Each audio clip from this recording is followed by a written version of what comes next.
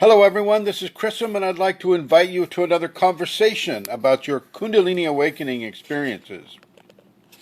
Now,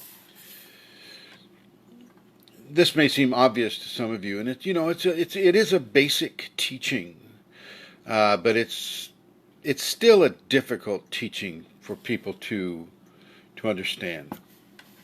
And the concept is this: it's that sometimes I just got pecked by my crow. Mr. Crow just pecked me on my foot just as I was about to say this. Interesting. Sometimes hurting is helping. Often we will not want to do what our grace is compelling us to do. We will not want to do it. And my crow is pecking on my leg right now. He's just like, yeah, buddy, take the message. What are you doing? Anyway, you silly Willy.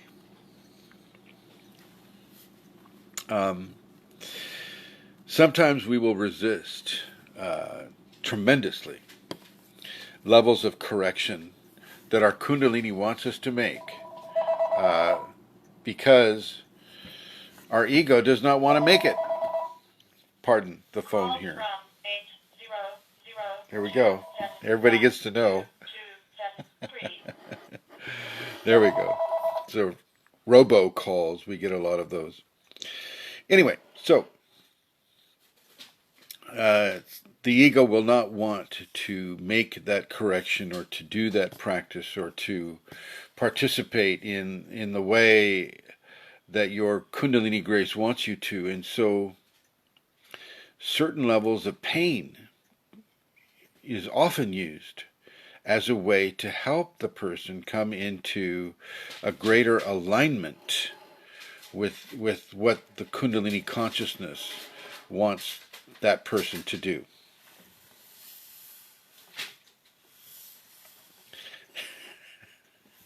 I'm looking at Mr. Crow. He's down here on the newspaper. Anyway, so that pain is applied and it hurts. And often Kundalini pain can happen anywhere on the body, in the joints, the spine, the head pressures, the anxiety levels. I mean, it can really would you stop doing that, please? Thank you. Sorry. The head pressures, the many different ways that pain is applied by the Kundalini. One of the major ways is through the heart. Through the heart chakra. To deny grace is to deny divinity, and to deny divinity is to deny your own spiritual evolution into divinity by the Kundalini. And so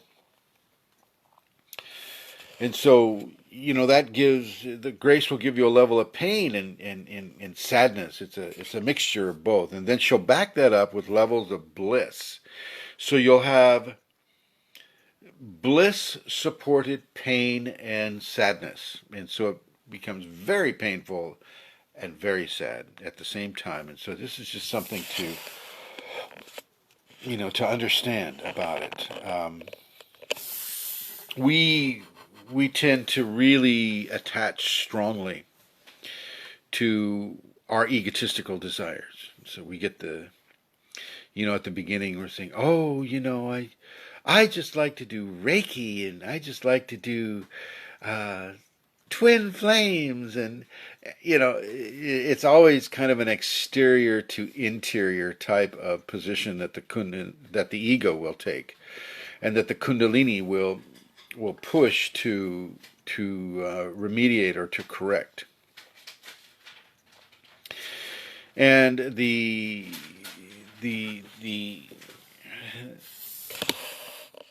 come on now, stop doing that. Sorry. I'm being attacked here. the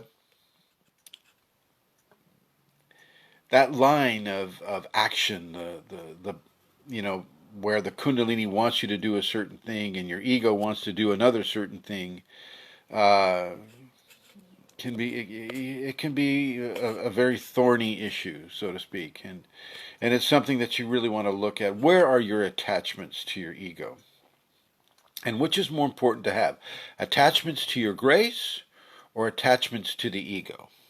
Which is more important for you to have? Ask yourself that question, and if you can understand the actions of detachment or disentanglement with egotistic expectations, and in many of you, the entity guided confusion of egotism, because entities require ego to latch onto, and therefore, when they latch onto you, they bring levels of confusion that are just tremendous in many ways, and you will have a hard time getting through that until you're able to to detach from those levels of egotistic expectation and attachment. And this is where the Kundalini will bring you pain. No pain, no gain is a truth in this context, and I've felt the pain. I've definitely felt the pain. I teach from authentic experience. So I want you to understand that it is much, much better for you to remove the attachments. To remove the attachments that you have to your egotistical way of thinking. And of course, some of you are asking, well, what is the ego? How do you interpret ego to be? Well, the ego is the expression of the equation of fear of loss and want of gain. So you fear losing something and you want to gain something, and so the attachments, around that are pretty strong. Reiki is a great example. It's just like, oh, I want to stick my hands in the air and say, uh, Reiki, spirits of the universe, come into my hand and give this person a healing. And why do you want to give them a healing? Because you want to be that great healer, because it really feels good to the ego to be that great healer, and it's free. You don't have to do anything. You stick your hands up there, put your hands down there, done, right? And there's a lot more to it. I'm just simplifying it for the video. But these are areas where you're not just sticking your hands in your air, and you're not just giving permission for anything to come into, even though that is essentially what you're doing.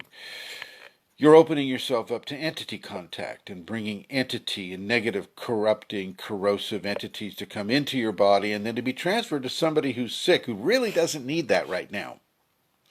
And because you cannot see them, and because you cannot hear them, because you have the best intentions in the world, you feel that it's safe for you to do that type of thing, and so that type of, we have technique attachments.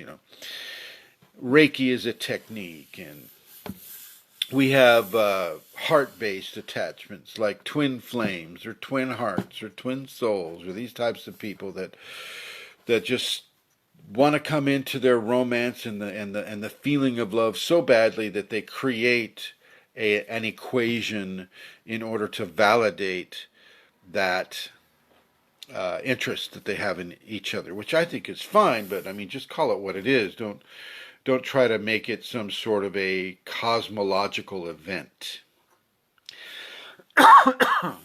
Love is love. Love is a beautiful, wonderful thing, and you can have love without having had to share past lives or to be, the next reincarnation of Christ and Mary upon this world, or to have been Christ and Mary in some other world, or to, any of the permutations that the egotism of individuals adds into these equations.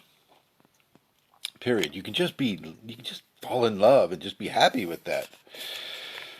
But no, the entities and egos come together and they want to form something different, something special, something that aggrandizes their love, that is higher than everybody else's love, because love evidently has grades of validation that people sometimes think need to be honored. I don't happen to be one of those people. Okay, and so we need to look at these areas of attachment. We need to look at these areas of releasing that attachment, which also causes pain. You know, releasing the attachment to wanting to say, oh, this is a sacred orange peel. When you eat this orange peel, then you become enlightened because it's an orange peel. It's a sacred orange peel.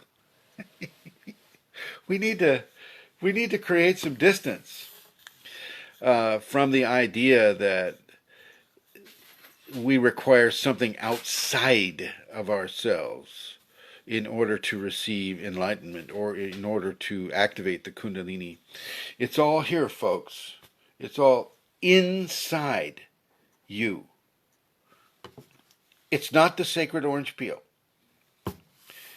It's not the sacred iPhone.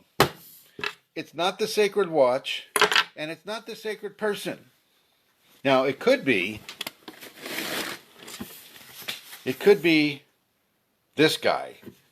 He's sacred, and he says, you will come into the Kundalini. Listen to me very carefully. You know, this is my video prop. It's all from within. It's all from within.